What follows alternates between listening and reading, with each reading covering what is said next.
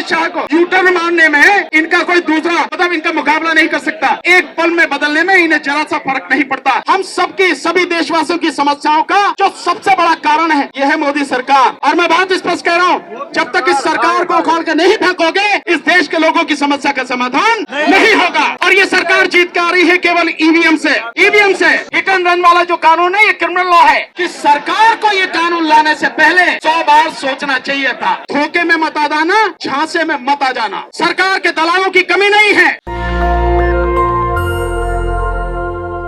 कानून लाने का तरीका जो होता है वो तरीका यह है सरकारों का कि जिस क्षेत्र में आप कानून लेके आ रहे हैं, जिस बात के लिए आप कानून लेकर आ रहे हैं, उस विषय पर बाकायदा जो उसके एक्सपर्ट हैं, कानूनी सलाहकार हैं, कानूनी जानकार हैं और उस संस्था से जुड़े हुए लोग हैं, आप उनसे बैठक करके सारी स्थिति को समझो और उसके बाद आप कानून लाओ।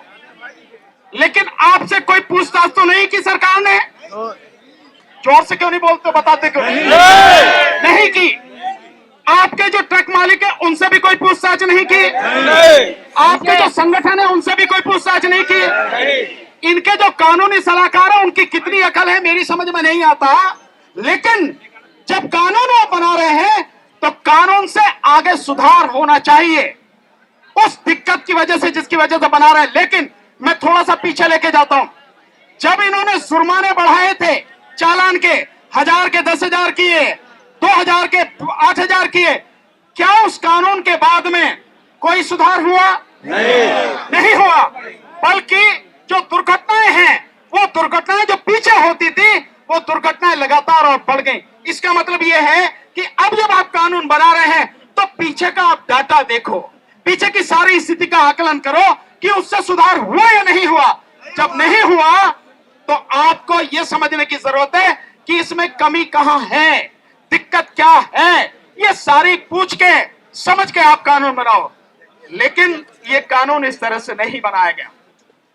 कानून बनाने के लिए वैसे भी जो आपराधिक कानून है क्रिमिनल लॉ है। हिट एंड रन वाला जो कानून है ये क्रिमिनल लॉ है। क्रिमिनल लॉ के लिए जब आप कोई भी अमेंडमेंट कर रहे हैं, कानून बना रहे हैं, उसके लिए एक बहुत ही अच्छा एक आधार बनाया गया है और वो है कि चाहे 100 के 100 गुनहगार छूट जाएं, लेकिन किसी भी बेगुनाह को सजा नहीं होनी चाहिए। इसके अलावा जब तक सिद्ध ना हो जाए तब तक हर व्यक्ति निर्दोष है। लेकिन इस कानून के बनने के बाद क्या होगा? इस कानून के बनने के बाद होगा कि पुलिस को खुली छूट मिल जाएगी, आरटीओ को खुली छूट मिल जाएगी कि आपको जब चाहे, जहां चाहे, जैसे चाहे, जितना चाहे आपका शोषण कर सके।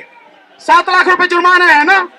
अगर किसी को पकड़ लिया तो 7 लाख रुपए जुर्माने की जो बात आई, उस 7 लाख के जुर्माने में जो ड्राइवर है वो तो दे ही नहीं सकेगा और उसे अगर बंद कर दिया उसका परिवार भी बर्बाद हो जाएगा। साथ में जिनके जो वाहन है, जो ट्रक है, बस है, निश्चित रूप से वो आदमी भी 7 लाख रुपए जुर्माने नहीं दे सकेगा।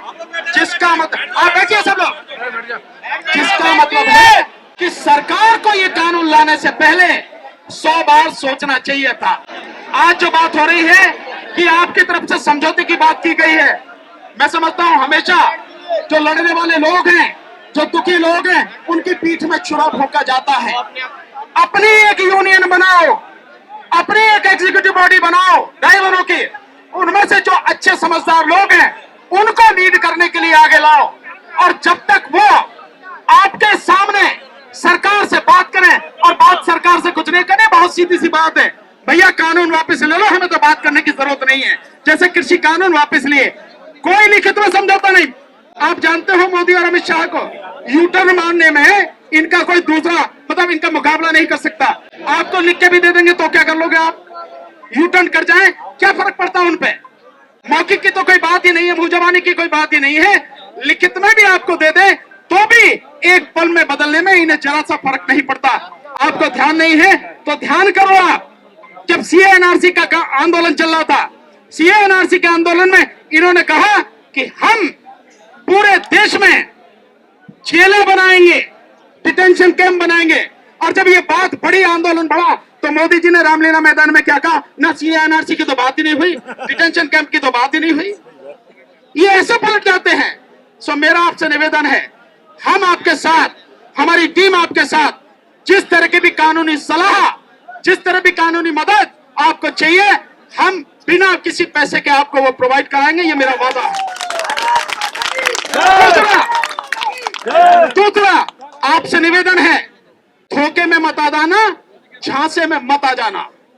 सरकार के दलालों की कमी नहीं है, आप ही के बीच से लोग मिल जाएंगे जो चंद पैसों में बिक जाएंगे और आपका सौदा कर देंगे। ध्यान रखना इस बात को, मैं बार बार कह रहा हूं। इसलिए साथियों, अपने बीच से अच्छे लोगों को चुन के अपनी टीम बनाओ और तब जाके बात करना। और बात तो मैंने सीधे ही कहा, कोई बात ही नहीं, तुम कानून वापस लो, खेल खत्म, पैसा हजम। क्या जरूरत है हमें बात करने की, क्या जरूरत है? दूसरी बात साथियों, अभी इसी मंच से आप घोषणा कीजिए, मैं नहीं कर सकता क्योंकि आप ही कर सकते हैं, उसको आप ही को अधिकार है कि जब तक सरकार बिना किसी शर्त के ये कानून वापस नहीं लेगी तब तक आपकी हड़ताल जारी रहेगी, टूटेगी नहीं किसी भी कीमत पर। इसी तरह से और एक छोटा सा और निवेदन कर दे रहा हूं, हम सबकी, सभी देशवासियों की समस्याओं का जो सबसे बड़ा कारण है यह है मोदी सरकार। और मैं बात स्पष्ट कह रहा हूं, जब तक इस सरकार को उखाड़ के नहीं फेंकोगे, इस देश के लोगों की समस्या का समाधान नहीं होगा। इसलिए, और ये सरकार जीत के आ रही है केवल ईवीएम से। और हम यही जंतर मंतर पर 2 दिन बाद 6 जनवरी को ईवीएम के खिलाफ आंदोलन कर रहे हैं, पूरे देश से लोग आ रहे हैं। मैं आपसे भी निवेदन करता हूं, आप भी आइए। हालांकि आपके पक्ष में मैंने रात ही प्रेस कॉन्फ्रेंस करके आपका समर्थन दे दिया था, आपकी हड़ताल को मेरा समर्थन है।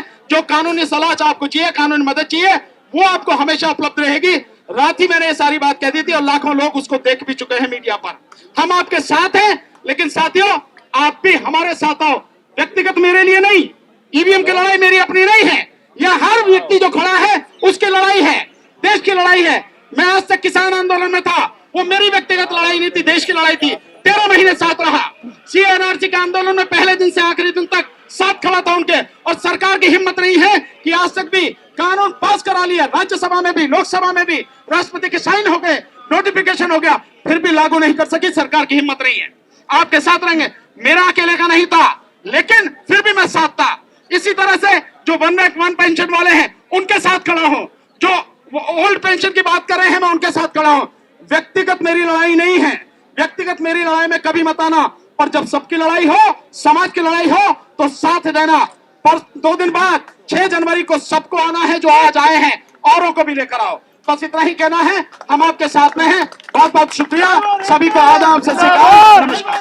नेशनल दस्तक की आपसे गुजारिश है कि अगर इसको बचाना चाहते हैं तो नेशनल दस्तक को सब्सक्राइब करने के लिए रेड कलर के सब्सक्राइब बटन को दबाएं, फिर बेल आइकन की घंटी दबाएं। नेशनल दस्तक को बचाने के लिए बहुत जरूरी है कि हर खबर को शेयर करें, लाइक करें, कमेंट जरूर करें।